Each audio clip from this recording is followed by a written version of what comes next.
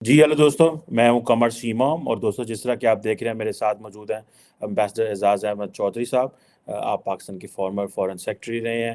Ambassador صاحب، سب سے پہلے تو آپ کے وقت کو بہت شکریہ۔ جی بہت شکریہ چیمہ صاحب، welcome back to Pakistan. Thank you sir, thank you, بہت شکریہ سر۔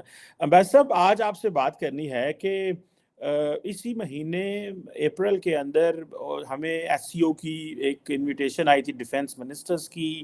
اگلے مہینے مئی کے اندر آئی تھنک 3-4 مئی کو شاید پاکستان کے فارن منسٹر بلاول بھٹو زرداری کو انویٹیشن ہے فار دی ایس سی او ان گوا۔ لیکن حالات تو جو نظر آ رہے ہیں، ہم تو بیسیکلی ڈومیسٹکلی اتنے زیادہ آکوپائڈ ہیں ڈومیسٹک ڈیولپمنٹس میں کہ ہمارا ان چیزوں پہ زیادہ دھیان نہیں ہوتا۔ آپ کچھ کی میں سر ایکسپرٹیز سے ہم جاننا چاہتے ہیں کہ بلاول بھٹو صاحب نے ریسنٹلی کہا تھا کہ وہ چاہتے ہیں ری انگیجمنٹ ود انڈیا۔ انہوں نے جون جولائی 2022 میں یہ کہا تھا، لیکن ابھی آ کے خاص طور پہ جب وہ یو این گئے ہیں تو بڑی ٹف لائن لینتھ انہوں نے لی ہے۔ آبویسلی انڈیا کی طرف سے بھی ڈاکٹر جے شنکر نے بھی بڑی ٹف لائن لی ہوئی ہے۔ آپ کیا سمجھتے ہیں سر، بلاول بھٹو زرداری کو انڈیا جانا چاہیے؟ پیپلز پارٹی کی پرانی پالیسی تو یہ ہے کہ یہ تو جاتے ہیں، تب آپ فورن سروس میں تھے۔ سو لاسٹ جو انڈیا سے بڑا ڈیلیگیشن آیا مودی صاحب کا، آپ نے اس کو ریسیو کیا اینڈ آل دیٹ۔ اب آپ کیسے دیکھتے ہیں سر ان چیزوں کو کہ بلاول صاحب کے لیے کیا اپرچونٹیز ہیں وہاں پہ جانے میں، اور اگر نہیں جاتے تو کیا نقصان ہو سکتا ہے پاکستان کا؟ How do you see this sir? جی شکریہ چیمہ صاحب۔ یہ جو تنظیم ہے Shanghai cooperation organisation S C O, یہ ایک ابھرتی ہوئی تنظیم ہے اور بڑی تیزی سے فعال ہو رہی ہے۔ اگر آپ دیکھیں تو اس کے جو روس، چین، سینٹرل ایشینز، پاکستان، انڈیا، اگر ان کو ملائیں تو 40% دنیا کی آبادی جو ہے وہ اس خطے میں بستی ہے۔ اس کا جو جی ڈی پی ہے وہ تقریباً 1/4 ہے دنیا کے جی ڈی پی کا۔ تو یہ ایک بہت ہی اہم تنظیم ہے جس کے اندر پاکستان اپنی مرضی سے اس میں داخل ہوا اور اپنا اچھا کردار بھی ادا کر رہا ہے۔ اب روٹیشن میں وہ چیئر ایس سی او کی ہندوستان کے پاس آئی ہے، اور جس کی وجہ سے ہندوستان میں میٹنگز کنوین ہو رہی ہیں۔ ابھی حال ہی میں بھی ایک میٹنگ نیشنل سیکورٹی ایڈوائزرز کی ہوئی تھی، اس میں ہم نہیں جا سکے تھے کیونکہ ہمارا نیشنل سیکورٹی ایڈوائزر ہے نہیں، لیکن ہم نے ہمارے نیشنل سیکورٹی ڈویژن کے سیکرٹری صاحب نے آن لائن یعنی ورچوئل طریقے سے اس میں شامل ہوئے تھے، کیونکہ یہ ایک ایس سی او کی میٹنگ تھی، یہ ہندوستان کی میٹنگ نہیں ہے۔ اسی منطق سے اب ڈیفینس منسٹرز کی میٹنگ ہے اور اگلے مہینے فارن منسٹرز کی میٹنگ ہے۔ دونوں ایس سی او کی میٹنگز ہیں، بلکہ اس کے علاوہ بھی اور بتیری میٹنگز ہیں جو انہوں نے پلان کی ہوئی ہیں۔ یہ سب کی سب ایس سی او کی میٹنگز ہیں، یہ ہندوستان کی کوئی دو طرفہ میٹنگز نہیں ہیں۔ اور پاکستان کی ہمیشہ سے پالیسی رہی ہے کہ وہ تمام ملٹی لیٹرل میٹنگز میں شرکت کرتا ہے، اور میرے خیال میں پاکستان کو شرکت کرنی چاہیے۔ اگر پاکستان اس میں شرکت نہیں کرتا اور ہمارے وزیر خارجہ صاحب نہیں جاتے تو اس کا مطلب یہ ہوگا، دنیا کو لگے گا کہ جیسے ایس سی او کے ساتھ ہماری وابستگی، ہمارا تعلق، ہماری کمٹمنٹ تھوڑی کم ہو گئی ہے، جو ہمیں بالکل یہ تاثر نہیں دینا چاہیے۔ یہ بڑی زبردست تنظیم ہے، یہ مستقبل میں آپ دیکھیں گے کہ بہت ہی بڑا کردار ادا کرے گی۔ تو ایسے میں پاکستان کو ضرور شریک ہونا چاہیے تاکہ کوئی منفی قسم کے سگنل نہ جائیں۔ جہاں تک اس بات کا تعلق ہے کہ دو طرفہ تعلقات بھارت کے ساتھ اور پاکستان کے، اس کے حوالے سے کیا پاکستان کے لیے کوئی سختی کا مقام ہوگا؟ بالکل نہیں۔ ہم تو دو طرفہ بنیادوں پر تو ملاقات وہاں پہ شاید ہو ہی نہ، اور اگر ہو بھی تو بھی پاکستان کو کوئی مذائقہ نہیں ہونا چاہیے۔ اس کی وجہ یہ ہے کہ پاکستان کی تو پالیسی ہی یہ رہی ہے کہ ہم ڈائیلاگ کے لیے اوپن ہیں، ہمیں کوئی کسی قسم کا تعامل نہیں ہے، کیونکہ امن ہونا چاہیے دونوں ہمسایوں کے درمیان۔ اس وقت اگر کوئی تعلقات منقطع ہیں تو وہ ہندوستان کی وجہ سے ہیں۔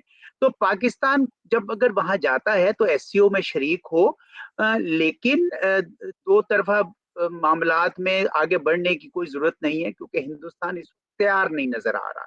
ہندوستان اپنے ایک ایجنڈا پہ چل رہا ہے جس میں شاید وہ لیکن اگر وہ یہ سمجھیں کہ بھائی دو طرفہ بنیادوں پر بھی اس میں کوئی بات چیت ہونی چاہیے تو वही मेरे ख्याल में पाकिस्तान को उससे इनकार नहीं करना चाहिए, खुद इनिशिएटिव लेने की जरूरत नहीं है, क्योंकि मामला और रुकावट सारी हिंदुस्तान की तरफ से है। एससीओ की तमाम मीटिंग्स में मेरे ख्याल में हमें शरीक होना चाहिए, और अगर किसी वजह से मुल्क के दाखिली हालात की वजह से, बिकॉज आजकल बड़ी सख्त तलातुम की कैफियत है, ना जा सकें तो वर्चुअली जरूर अटेंड करें, पर वैसे कोशिश करनी चाहिए कि फिजिकली अटेंड की जाए। जी बिल्कुल ठीक हो गया कि सर आप तो इसको बड़ा स्ट्रांगली कह रहे हैं, क्योंकि ये बायलैटरल नहीं है, ये मल्टीलैटरल है, और मल्टीलैटरल में ये तो नहीं आएगा कि जी पाकिस्तान वैसे गया है। पाकिस्तान एक अभी तक तो पाकिस्तान वर्चुअली सारा अटेंड किया है। इस पे ये भी बात आ रही है कि इलेक्शंस आ रहे हैं, तो शायद बिलावल भुट्टो जरदारी के खिलाफ इमरान खान कैंपेन भी शुरू कर सकते हैं, जिस तरह इमरान खान डरते थे कि मेरे खिलाफ कोई पॉलिटिकल माइलेज पोजीशन ना कर ले। ये तो सारी बात है सर, चीज़ हो गई। सर एक और चीज़ मैं आपसे डिस्कस करना चाहता हूँ इसी के साथ साथ इंडिया पाकिस्तान में। देखिए आज चाइना के फॉरेन मिनिस्टर को मैं देख रहा था कि वो कह रहे थे कि हम फ़लस्तीन और इजराइल के साथ नकी नॉर्मलाइजेशन करा सकते हैं, या हम कराना चाहते हैं अगर हमें कहा जाए। इससे पहले एक बड़ी सक्सेसफुल चीज़ जो जैसे कहना सिविलाइजेशन ओल्ड राइवलरी है अरब्स में और पर्शियन में, India sorry Iran and Saudi अरब की, उन्होंने कराई है। सर कोई मुल्क भारत और पाकिस्तान की नॉर्मलाइजेशन कराने के लिए क्यों बात नहीं करता? ये एक जी सर, जी सर। देखिए, पाकिस्तान हमेशा से थर्ड पार्टी मीडिएशन के लिए तैयार रहा है, बल्कि कह भी देता है। अ, मैं ज़ाती तौर पर ये समझता हूँ कि थर्ड पार्टी मीडिएशन दो सूरतों में कामयाब होती है। एक तो ये कि वो दोनों फरीक राजी हों थर्ड पार्टी मीडिएशन के लिए, और दूसरी बात ये है कि जो मीडिएशन करवा रहा है उसके दोनों के पास इतने क्रेडिट्स हैं और इतने क्रेडेंशियल्स उसके मजबूत हैं कि दोनों उसके साथ ताल्लुकात रखना चाहेंगे, उसकी बात को मोड़ेंगे नहीं। तो अगर आप हाल ही में जो चीन ने किरदार अदा किया है सऊदी अरब और ईरान के दरमियान, तो आपने देखा कि ईरान और सऊदी अरब दोनों में एक तब्दीली आ रही थी, और सऊदी अरब में तो एक बहुत ही जैसे कहते हैं स्ट्रक्चरल चेंज आ रही है, बहुत नुमाया तब्दीली आ रही है। तो चूंकि ये ईरान भी ये चाह रहा था ऐसे मौकों पर, क्योंकि उनके ऊपर जो सैंक्शंस अमेरिका ने लगाई हुई हैं उसके मसाइल थे, तो उनके लिए भी ये रास्ता खुलना बेहतर था। सऊदी अरब भी अपने लिए तेल से अपना इन्हिसार कम करने के लिए विजन 2030 उन्होंने बनाई है, वो भी चाहते थे कि हमारा जो कदोकाठ उभरे। फिर वो अमेरिका के ऊपर जो इतनी अरसे से उनकी डिपेंडेंस थी उसके बारे में भी वो डाइवर्सिफाई करना चाह रहे थे। तो ऐसे में दोनों मुल्कों के अंदर ये ख्वाहिश थी कि ये काम किया जाए। दूसरी बात यह है कि क्यों चीन? क्योंकि चीन के दोनों के साथ बड़े गहरे ताल्लुकात हैं। आपने ये देखा कि चीन के सदर शी सऊदी अरब के दौरे पर गए और बहुत ही प्रोजेक्ट अनाउंस किए गए। इसी तरह ईरान के सदर अभी हाल ही में चीन गए थे, वहां पे भी उससे पहले भी बड़े प्रोजेक्ट्स इनके आपस में अनाउंस हुए थे। सो चीन जो है उसका जो अंदाज है सफारत का, डिप्लोमेसी का, तो वो उसमें वो इंटरफीन नहीं करते हैं। वो आपके दाखिली मामलात में वो नहीं करते हैं कोई और कुछ यानी इज्जत वो करते भी हैं और करवाते भी हैं। इसलिए ईरान और सऊदी अरब दोनों ने समझा कि चीन के साथ जो है अगर वो हमारे लिए गो बिटवीन बने तो शायद ये बेहतर होगा दोनों मुल्कों के लिए। अब आ जाए फलस्तीन और इसराइल के लिए, मुझे नहीं पता कि ये हो सकेगा कि नहीं हो सकेगा, लेकिन ये जरूर है कि इसराइल के ताल्लुकात अगरचे अमेरिका के साथ बहुत ही करीबी इत्तेहादी है, लेकिन आपने देखा होगा कि इक्तिसादी मैदान में, तजारती मैदान में उन्होंने चीन के साथ सरमायाकारी के मैदान में बहुत करीबी ताल्लुकात बना रखे हैं। तो इसराइल भी शायद ये चाहेगा कि भाई इस किस्म के जो मामलात में अगर चीन कुछ बोलेगा तो शायद सबके लिए बेहतरी होगी। फलस्तीन के तो उनके ऊपर तो ऑलरेडी इतने मुश्किलात हैं, तो शायद वो तो खुद बहुत वेलकम करें। मुझे नहीं पता ये होगा कि नहीं होगा, अभी तो नेतन्याहू साहब खुद अपने बड़े मसाइल में भी हैं, और वैसे भी वो जरा थोड़े सख्त गिर हैं इन मामलात में। तो लेकिन अगर कल को चीन ये काम करे तो अचंभा नहीं होगा, कोई हैरत नहीं होगी। अब आइए पाकिस्तान और हिंदुस्तान की तरफ। पाकिस्तान और हिंदुस्तान के मामले में दोनों फरीक में से हिंदुस्तान बिल्कुल थर्ड पार्टी मीडिएशन के लिए तैयार नहीं है। हिंदुस्तान चीन के जरिए भी मीडिएशन तैयार के जरिए बिल्कुल तैयार नहीं है। चीन के साथ वो एक अपना اسٹریٹجک رائولری سمجھتا ہے، وہ امریکہ کے ساتھ مل کر چین کے خلاف ایک گھیرا بنا رہا ہے، چین کے ساتھ 2 مرتبہ جنگیں کر چکا ہے۔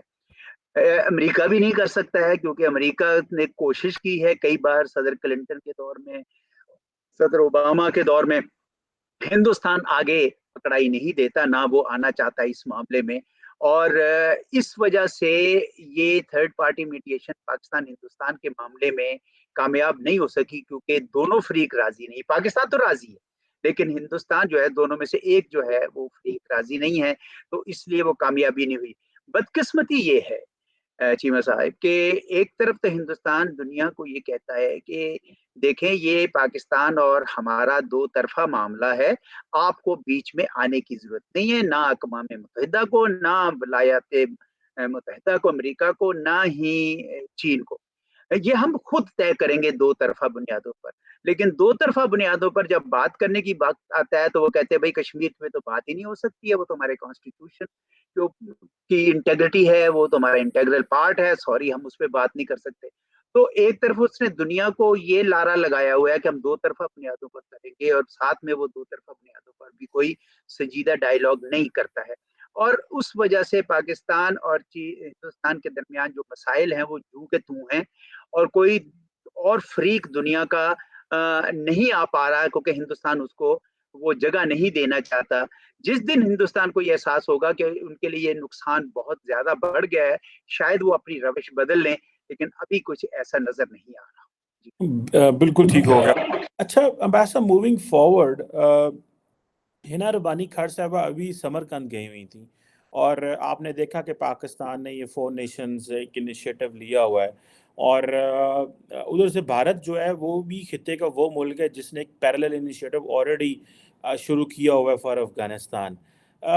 اس میں 2 چیزیں ہیں، ایک تو میں یہ جاننا چاہتا ہوں، بیکاز آپ اس میں ایکٹیولی بڑا افغانستان کو دیکھتے رہے ہیں، بیکاز آپ اس پوزیشن میں رہے ہیں، کہ انٹرنیشنل کمیونٹی یکدم کیوں پیچھے ہٹ گئی، کہ کوئی گلوبل انیشیٹو اس طرح کا نہیں ہے جس کو ہم کہہ سکیں کہ بھائی یہ بڑا، جیسے ہم کہتے تھے فرینڈز آف افغانستان، بہت کچھ اور تھا۔ کیا اس کی وجہ افغانستان کا بیہیویئر ہے یا یو این کے ساتھ وہ جو کر رہے ہیں؟ اور دوسرا یہ جو پاکستان نے 4 نیشنز شروع کیا ہوا ہے اور ادھر انڈیا نے شروع کیا ہوا ہے، اس کو آپ کیسے دیکھتے ہیں؟ انڈینز، رشینز اور Iranians, they seem more comfortable with Indians right now, اور بیکاز آف ہماری ہسٹوریکل پوزیشنز بھی شاید کوئی ایک دوسرے سے نہیں ملتی رہی۔ سو آپ کیسے دیکھتے ہیں انڈیا پاکستان کے ان انیشیٹوز کو، اور آپ کیا دیکھتے ہیں کہ یہ کس طرح کا کنکلوژن آپ ڈرا ہوتا دیکھ رہے ہیں؟ رائٹ ناؤ تو شاید ہنا ربانی کھر جو ہے وہ ہیومینیٹیرین جو ہے وہ کوریڈور کی بات کر رہی ہیں، all that۔ سو آپ کی اس حوالے سے سر کیا اسیسمنٹ ہے؟ دیکھیں افغانستان کے حوالے سے جب امریکہ نے اپنے ٹروپس لے کر گئے اگست 2021 میں، تو امریکہ میں بڑی شدت سے یہ ایک سلسلہ چل رہا تھا، ایک سینٹیمنٹ تھا کہ بھائی اب یہ باہر کی جنگوں میں ہمیں نہیں پڑنا، ہمارے ٹروپس واپس آنے چاہیے۔ تو بڑی ہی اجلت میں یہ لوگ واپس چلے گئے، اور اس کے بعد وہاں پہ ایک نئی سوچ ابھری امریکہ میں، اور سوچ یہ کہ بھائی یہ اس خطے کا مسئلہ ہے، اس خطے کو خود حل کرنا چاہیے اس مسئلے کو، تو ایک ریجنل اپروچ ہونی چاہیے، ریجنل سلوشن ہونا چاہیے۔ افغانستان کے ہمسائے اور دوسرے جو خطے کے ممالک ہیں وہ اس پہ ابھر آئیں۔ اس وجہ سے آپ نے دیکھا کہ زیادہ اب رخ اس طرف ہو گیا ہے کہ روس، چین، Pakistan, Iran, central Asian republics جو اس کی ہمسایہ ہیں، یہ سارے مل کر کوئی نہ کوئی انیشیٹو لیں اور اس کے مسئلے کو حل کرنے کی کوشش کریں، اور اس کے اوپر مسلسل بات چیت ہو رہی ہے۔ روس نے بھی انیشیٹو لیا تھا، پاکستان نے بھی لیا ہوا ہے، اور یہ ہونا چاہیے، بات چیت کرنی چاہیے۔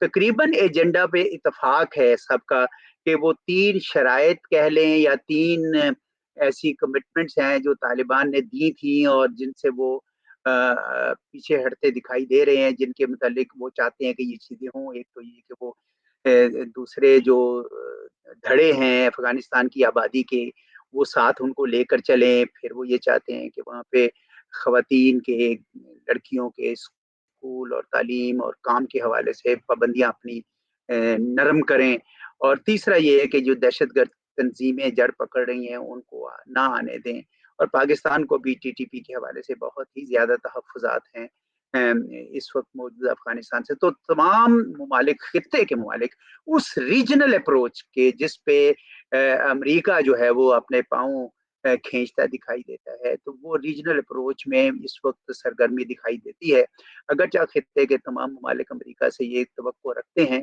کہ امریکہ انگیج رہے گا۔ اس کی وجہ سے افغانستان میں اتنا زیادہ 40 سال تک شورش رہی، تو امریکہ ان کے فنڈز بھی دبا کے بیٹھا ہوا ہے، اور یہ اچھی بات نہیں ہے کہ وہ اپنے آپ کو ڈس انگیج کرے۔ اب آ گیا ہندوستان۔ اب ہندوستان کا کوئی لوکل اسٹینڈ آئی افغانستان میں ہے تو نہیں، کیونکہ ان کا نام وہ ڈائریکٹ ہمسایہ ہیں، نہ کوئی ایسی بات بنتی ہے۔ پھر وہ طالبان کے حوالے سے تو انہوں نے اتنے سالوں اپنی ایک پالیسی خاص رکھی جس میں اب وہ تبدیلی لا رہے ہیں۔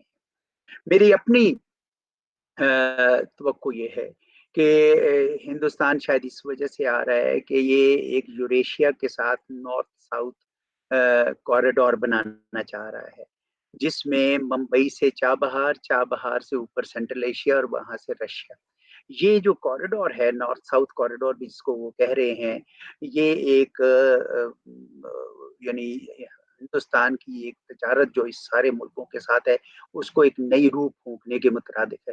اس لیے ہندوستان اس حوالے سے دلچسپی لے رہا ہے کہ یہ کسی طریقے، اور طالبان بھی شاید اسی وجہ سے راضی ہوں، کیونکہ ان کو نظر آ رہا ہے کہ اس سے ان کی آمدن بڑھے گی، اور یہاں سے جب ان کی یعنی وہ بھی چابہار کی پورٹ استعمال کرتے ہیں، اور شاید ہندوستان سے ادھر بھی کچھ آ سکے گی، تو انہوں نے بھی اس کو اپوز نہیں کیا، حالانکہ یہ افغانستان کو بائی پاس کر رہا ہے، یہ north south dialogue, north south corridor ہے۔ لیکن افغانستان کے حوالے سے ہندوستان یہ سمجھتا ہے کہ ماضی میں بھی افغانستان کے ساتھ اس کا ثقافتی تعلق رہا ہے، وہ اپنی جگہ وہاں بنانا چاہتا ہے، اور کوئی پتہ نہیں، میں آپ کو بتاؤں، کوئی پتہ نہیں، یہ سرکتی ہوئی ریت ہے کہ کل آپ دیکھیں کہ وہ پرانا جو ناردرن الائنس ہے وہ دوبارہ زندہ ہو گیا، اور پتہ چلے کہ ہندوستان بھی اس کے ساتھ شامل ہو گیا، اور ایران بھی اس کے ساتھ شامل ہو گیا، جس طرح پرانے زمانے میں ایک سلسلہ چل رہا تھا، اور افغانستان میں دوبارہ وہ اقتدار کی کشمکش شروع ہو جائے۔ تو ہندوستان کو بھی اور ایران کو بھی اس سے کوئی معنی نہیں ہے۔ اس کی وجہ یہ ہے کہ وہ چابہار سے سیدھا اوپر ترکمانستان بایا مشہد جانا چاہتے ہیں، اور وہاں سے یوریشیا، اس لیے ان کو اس سے بات فرق نہیں ہے۔ بلکہ اگر افغانستان آن دی بوائل رہتا ہے، اگر افغانستان میں اس طرح معاملات رہتے ہیں، تو شاید ان کے نارتھ ساؤتھ کوریڈور کا جو معاملہ ہے وہ شاید بہتر چلے۔ بہرحال دیکھتے ہیں کہ اونٹ کس کروٹ بیٹھتا ہے۔ فی الحال ہندوستان کا مجھے کوئی ڈائریکٹ افغانستان میں اسٹیک نظر نہیں آ رہا۔ بالکل ٹھیک ہے سر، میں اس افغانستان کی بات کو آگے تھوڑا لے کے چلنا چاہتا ہوں، اور وہ یہ ہے کہ پاکستان کی 50 سال کی جو لارجر آئیڈینٹی ہے، کولڈ وار سے Americans invasion Soviet Union invasion in Afghanistan, Pakistan کا اس میں حصہ بننا، طالبان بننا، پھر ان کو ختم، پھر ابھی ان کو دوبارہ آ جانا، ہماری الٹیمیٹ ہم نے کیا اچیو کیا ہے آپ سمجھتے ہیں اس سے، کہ آج افغانستان جس میں ہم شاید چاہتے تھے کہ ایک بہت کوئی پشتون نیشنلسٹ گورنمنٹ بھی نہ ہو، ایک ریلیجیس گورنمنٹ ہو، وہ بھی آ گئی ہے، لیکن وہ ان کا ماڈل اور ہمارا ماڈل بالکل ڈیفرنٹ ہے، ہم ان کے ساتھ کام بھی نہیں کر سکتے۔ ہم طالبان کو چاہتے تھے، ہم نے بہت سارے نے اس کو انجوائے بھی کیا، آج وہ ہماری بات بھی نہیں سنتی۔ پاکستان کا ڈیفنس منسٹر کہہ رہا ہو سکتا ہے ہمیں ٹی ٹی پی کی ہائی ڈاؤٹس پہ حملہ کرنا پڑے۔ آپ کو لگتا ہے سر کہ پاکستان کی آلموسٹ 40-50 سال یہ جو افغانستان کے ساتھ ایسوسیشن، اس کے ساتھ کلب رہنا، ایف پیک دنیا کی اسٹریٹجیز بننا، لوگوں کا پاکستان اور افغانستان کے لیے نمائندے جو ہے وہ لگانا، اس نے ہمیں کیا دیا ہے سوائے اس کے کہ آج پھر ہم انارکی اس کھڑے دور میں کھڑے ہوئے ہیں، and we don't have a way out, کہ نہ دنیا میں ہماری کوئی مدد کرنا چاہ رہا ہے اور نہ ہی ہم ان کے ساتھ خود بیٹھ کے کوئی مسئلہ حل کر سکتے ہیں۔ دیکھیں، پچھلے سالوں سے، کئی سالوں سے پاکستان اپنے مغرب میں مغربی سرحد کو پرامن دیکھنا چاہتا تھا، اور اس کی وجہ یہ تھی کہ وہ ہندوستان کے ساتھ نبرد آزما تھا، اور جب بھی ہندوستان کے ساتھ جھڑپ ہوئی، 1948 ہو یا 65 ہو یا 71 ہو یا 99 ہو، آپ نے دیکھا کہ افغانستان نے کبھی پاکستان کے اوپر اس وقت مشکل کھڑی نہیں کی، نہ ایران نے کی۔ تو پاکستان اور افغانستان دو ہمسایہ ممالک ہیں. ٹھیک ہے ہمارے آپس میں اختلافات بھی کئی چیزوں پہ ہیں. وہ ہمارے بارڈر کو بھی کئی بار نہیں مانتے اور مصر ہیں کہ یہ ڈیورنٹ لائن ہے. اور بھی کئی معاملات میں ہمارے آپس میں نہیں ہے اتفاق. لیکن افغانستان کے عوام کو، اس کی قیادت کو بالکل اس بات کی سمجھ ہے کہ پاکستان کے ساتھ جو ان کا تعلق ہے وہ کلیدی ہے، وہ نان نیگوشیبل ہے، کیونکہ پاکستان کے راستے ہی ساری ان کی تجارت ہوتی ہے. یہی سے پاکستان کی بندرگاہوں کو وہ استعمال کرتے ہیں. تو پاکستان کے ساتھ افغانستان کے تعلقات کشیدہ بے شک رہے ہوں، لیکن کبھی وہ بہت بڑے تنازع کی شکل اختیار نہیں کیے انہوں نے. جب روس آیا تو اس وقت ہمارے لیے مشکل یہ تھی کہ اس وقت یہ خیال تھا کہ روس شاید گرم پانیوں کے لیے پاکستان کی بندرگاہوں تک پہنچنے کی کوشش کرے. غلط ہے، یہ صحیح ہے، وقت نے شاید ثابت کیا کہ یہ سوچ صحیح نہیں تھی، لیکن بہرحال اس وقت یہ تھی. جب امریکہ آیا تو اس کو بار بار پاکستان کہتا رہا کہ آپ عسکری حل نہ ڈھونڈیں، آپ سیاسی حل ڈھونڈیں. وہ فائنلی انہوں نے کر بھی لیا، وہ بھی پاکستان کی بات درست ثابت ہوئی. اب جب افغانستان کے اندر طالبان کی حکومت آئی ہے اور ان کے آنے کے بعد سے پاکستان کو بڑی تشویش لاحق ہے کہ وہاں کے یہ جو ٹی ٹی پی اور دہشت گرد ہیں، انہوں نے پاکستان کے اندر آ کے خون بہا رہے ہیں. یہ ہمیں کسی صورت بھی قبول نہیں ہے، یہ ہماری ریڈ لائن ہے. اور میرے خیال یہ بارہا طالبان کو بتایا جا رہا ہے کہ یہ ہماری ریڈ لائن ہے، کائنڈلی اس کے اوپر آپ مت کیجیے. ٹھیک ہے ان کے ساتھ بات چیت ہوگی، میرے خیال میں اس پہ پاکستان کو بالکل کوئی سمجھوتا بھی نہیں کرنا چاہیے، پاکستان کو ڈٹے رہنا چاہیے. لیکن یہ کہنے کے ساتھ ساتھ مجھے یہ بھی کہنے دیجیے کہ ہمیں پاکستان کو وقت آ گیا ہے کہ افغانستان کو ایک بالکل آزاد مملکت کے طور پر تصور کریں اور بالکل کسی بات کی خواہش نہ رکھیں کہ افغانستان میں کس طرز کی حکومت ہو. جو افغانستان کے عوام چاہتے ہیں وہی حکومت وہاں پہ موجود ہو. وہ ایک آزاد ملک ہے جس کو آزاد ہمسائے کے طور پر آپ کو ڈیل کرنا چاہیے. اس میں کوئی نہ برادرانہ شفقت کا عمل دخل ہے نہ کوئی اور. یہ تو دو ہمسایہ ملک ہیں اور ان کو ایک دوسرے کے ساتھ ڈیل کرنا چاہیے باہمی مفاد کی بنیاد پر. تو میں سمجھتا ہوں کہ جو افغانستان کے ساتھ جو تاریخی طور پر جو سلسلے چل رہے تھے وہ زیادہ تو مثبت ہی تھے. ان کو مکمل طور پر مثبت بنانے کا وقت آ گیا ہے اور وہ اسی صورت میں ہو سکتا ہے کہ افغانستان کو ہم مکمل طور پر ایک آزاد ملک تصور کریں اور ان کے ساتھ اپنے معاملات جس طرح ہم باقی ہمسایہ ممالک کے ساتھ کرتے ہیں وہ طے کریں. بالکل سر، ایک آخری اور تھوڑا بڑا تھوڑا ویگ سا کویشچن ہے، لیکن میں چاہتا ہوں کہ وہ آپ ایڈریس کریں. سر جو کویشچن ہے وہ یہ ہے کہ پاکستان جو ہے وہ اس وقت almost because of its domestic چیزوں کی وجہ سے افغانستان میں انٹرنیشنل کمیونٹی کا کوئی انٹرسٹ نہ ہونے کی وجہ سے آلموسٹ ڈس انگیجڈ ہے دنیا کے ساتھ. اگر آپ دیکھیں چائنا پاکستان اکنامک کوریڈور تھوڑا سا ڈس انگیجڈ ہے، تھوڑا کام ہو رہا ہے. امریکہ کے ساتھ ڈاؤن گریڈ ہو گیا ریلیشن. برطانیہ ہمارے سابق وزیر اعظم گئے ہی نہیں، 4 سال دورے نہیں ہوا، حالانکہ ہمارے ان سے بڑے اچھے تعلقات رہے ہیں. فرانس آپ دیکھ لیں ڈس انگیجڈ ہے. As a block E U ہمیں جو ہے وہ جی ایس پی پلس اسٹیٹس اور ہم وہ دہشت گردی کی بات کرتے ہیں وہ ہمیں اسٹیٹس دیتے رہتے ہیں، فیور دیتے رہتے ہیں. آپ کو نہیں لگتا یہ جو ہم اتنا زیادہ پولرائزڈ انوائرمنٹ ایٹ ہوم دنیا کو کچھ نہ دے پڑنا اور اس کی وجہ سے پاکستان کو ایک ہیوی پرائس اگلے 5-10 سال میں پے کرنی پڑ سکتی ہے، جس میں ہماری بڑھتی ہوئی آبادی ہے، انرجی کی شارٹیجز ہیں، مڈل ایسٹ نے بھی کہہ دیا ہے کہ بھائی اب وہ ویسی چیزیں نہیں ہوں گی. ہم مطلب آپ کو کیسا لگتا ہے یہ جو ڈس انگیجمنٹ ہے اس کا ہمیں کیا خمیازہ بھگتنا پڑ سکتا ہے؟ And what would you recommend and suggest کہ what the leadership and the state do؟ اس میں تو کوئی شک نہیں ہے کہ جب کوئی ملک داخلی طور پر کمزور ہوتا ہے تو خارجہ محاذ پہ بھی اس کے وزن میں کمی آتی ہے. اور پاکستان جو ایک ایسا ملک تھا جس کو 60 کی دہائی میں 70 کی دہائی میں ایک یعنی ایک ابھرتی ہوئی طاقت کے طور پر دیکھا جاتا تھا، اس کے بعد بھی پاکستان نمایاں رہا، اپنا کردار ادا کرتا رہا. چاہے وہ اسلامی دنیا ہو، چاہے وہ نان الائنڈ ہو، چاہے وہ ڈیولپنگ کنٹریز ہوں، چاہے چین ہو، چاہے امریکہ ہو، یورپ ہو، لیکن پچھلے چند سالوں سے پاکستان ایک ایسی داخلی کشمکش میں مبتلا ہے جس نے پاکستان کی پہلے تو اقتصاد کو روند ڈالا ہے، اور دوسرا پاکستان کے خارجہ تعلقات کو بھی بہت زیادہ زک پہنچائی ہے۔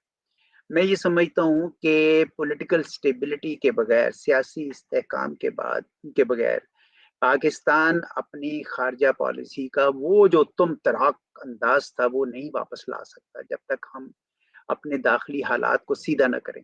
ابھی دیکھیں کہ پاکستان کو چونکہ اس وقت مقروض ہے، قرضوں کی ضرورت ہے، تو آپ کی خارجہ پالیسی بھی ایسے لگتی ہے جیسے وہ قرضوں کے حصول کے لیے زیادہ محنت ہو رہی ہے، ہمارے لیڈر کر رہے ہیں۔ یہ کوئی بہت اچھی ہمارے لیے صورتحال نہیں ہے۔ ٹھیک ہے، اب پھنس گئے ہیں، اس میں سے نکلنا ہوگا کسی نہ کسی طریقے سے۔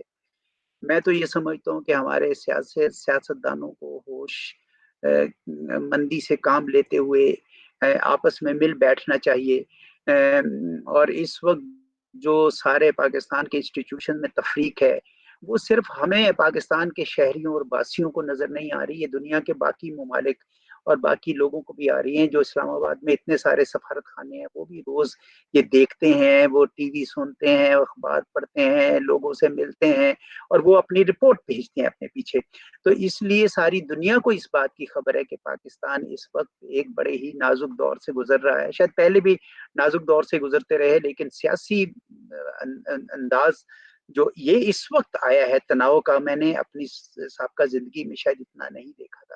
اگر ہم اس کو درست کر لیں تو ہماری اقتصاد کوئی اتنی زیادہ مشکل نہیں ہے صحیح کرنی۔ اس کی وجہ ہے کہ پاکستان میں آج بھی اگر آپ جائیں، سڑکوں میں جائیں، بازاروں میں جائیں، ریسٹورانوں میں جائیں، سرمایہ کاری لوگ کر رہے ہیں اور ہے، پیسہ ہے، لیکن اگر حکومت کا اعتماد بحال ہو جائے لوگوں کے ساتھ تو پیسہ جنریٹ ہو جائے گا، اور باہر کے لوگ بھی آ کے سرمایہ کاری کریں گے اس ملک میں جس میں اسٹیبلٹی ہو۔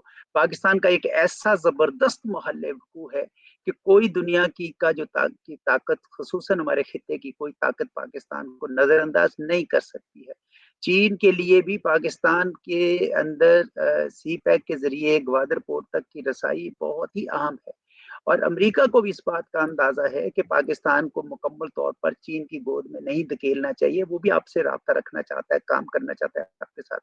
ایران کے ساتھ اتنا زیادہ ہمارا پوٹینشیل ہے اگر ہم اپنے بارڈر کو صحیح کر سکیں۔ افغانستان کے تو بالکل ڈپینڈنٹ ہے، دیکھیں ہمارے پاس جو تجارت تھی وہ 1/3 رہ گئی ہے جو پہلے ان کے ساتھ بڑھ گئی تھی۔ تو ہمیں اپنی روش اور سوچ بدلنی ہوگی، ہمیں پاکستان کے مستقبل کی فکر کرتے ہوئے اپنے ہاں سیاسی استحکام لانا چاہیے، اور اپنی خارجہ پالیسی میں ایک مکمل طور پر ایک جسے کہتے ہیں نا نئی جہت لینی چاہیے، اور جہت ہونی چاہیے نیشنل اکنامک انٹرسٹ، قومی اقتصادی مفاد۔ اقتصادی مفاد کے اوپر ہر چیز چلتی ہے، اور میں سمجھتا ہوں کہ وہ بہت ہی ہمارے لیے ضروری ہوگا کہ ہم اپنے حالات کو درست کریں، اپنے گھر کو درست کریں۔ اگر ہم یہ نہیں کر سکتے ہیں تو پھر یقیناً دنیا بھی ہمیں وہ وزن نہیں دے گی جس کے ہم حقدار ہیں۔ بالکل صحیح کہا آپ نے باسط صاحب کہ اپنا گھر دیکھیں اور پھر دنیا ہمیں وہ اہمیت دے گی۔ گھر میں جتنے ہم، وہ پنجابی میں کیا محاورہ، جنہاں دے کاردانے انہاں دے کملے بھی سیانے۔ So that's how the word treats you obviously at the end. Thank you very much, Ambassador Azaz Ahmed Chowdhury sir. It's always pleasure and learning talking with you. بہت شکریہ سر۔ تھینک یو سر، خدا حافظ۔